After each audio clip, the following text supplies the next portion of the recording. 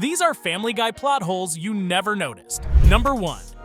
I am so excited for Stewie's first play. Don't you think it's a little soon for a musical about Terry Schiavo? Or too late? It's an exciting day for the Griffins as they all sit down to watch Stewie's first ever preschool play.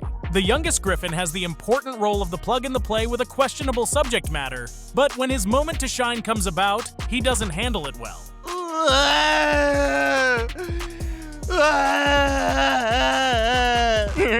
Look at Stewie. What a baby.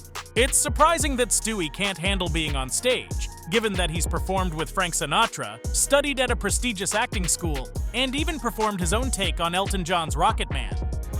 I'm not the man they think I am at home. Oh no, no, no. I'm a rocket man. So when exactly did he supposedly develop stage fright? Number 2. No thank you. I just had it cleaned. No, jeez.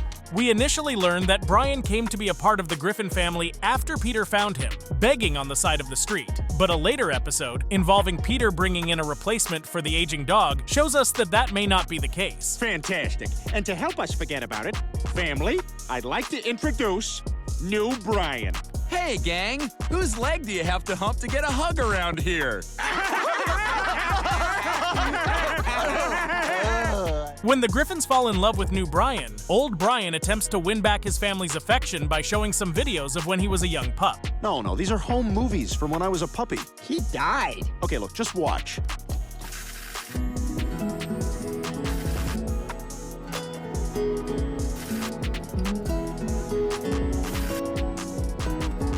Given that Peter didn't meet Brian until he was visibly older, these videos shouldn't exist. Number 3.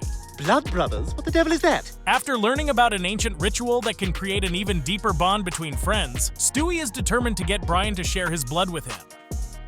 I think we should hold hands more often. There you go. We're blood brothers now. You happy?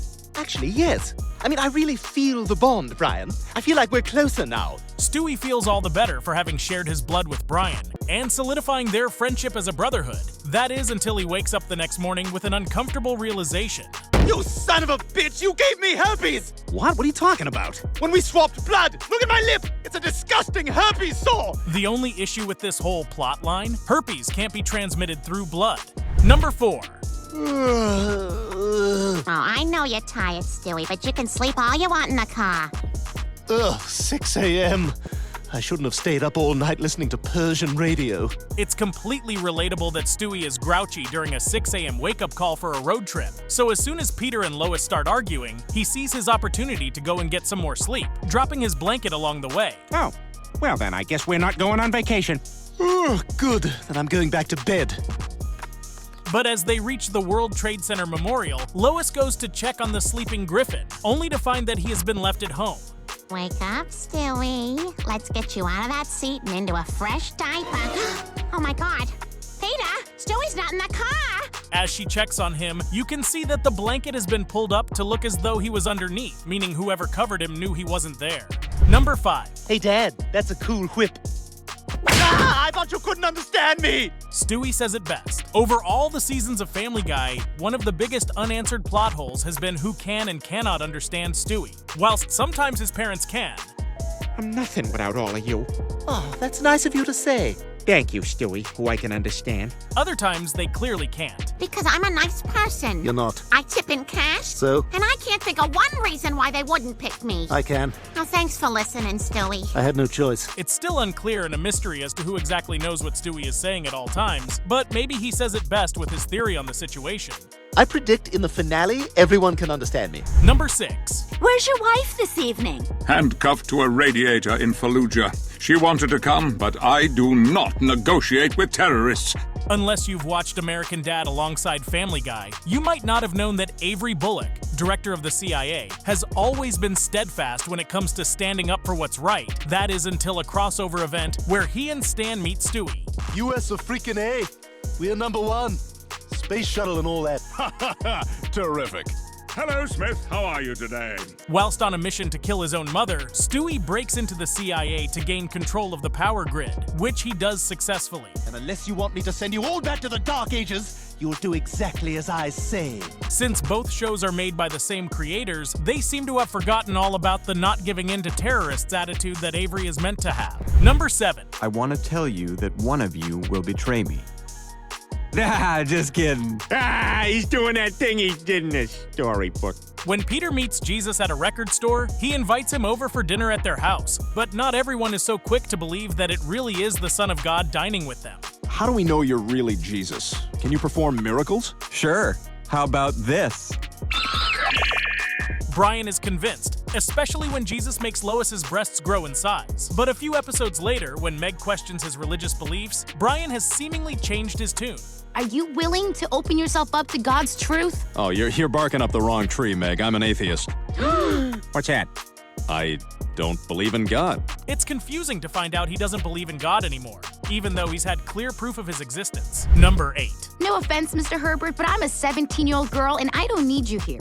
Well, no offense to you, Meg, but you're a 17-year-old girl and I don't need you here. You know as soon as you see Old Man Herbert on your screen, you're going to end up cringing at something he says. Seriously, how is he not in jail yet? Selling your old hand-me-downs? Yep. You got anything you used to wear in the summertime? Just these old shorts. Sweet Jesus. It's hard to believe that after years and years of his blatant flirting and perverted ways, nobody, other than a literal baby, has called him out on his actions.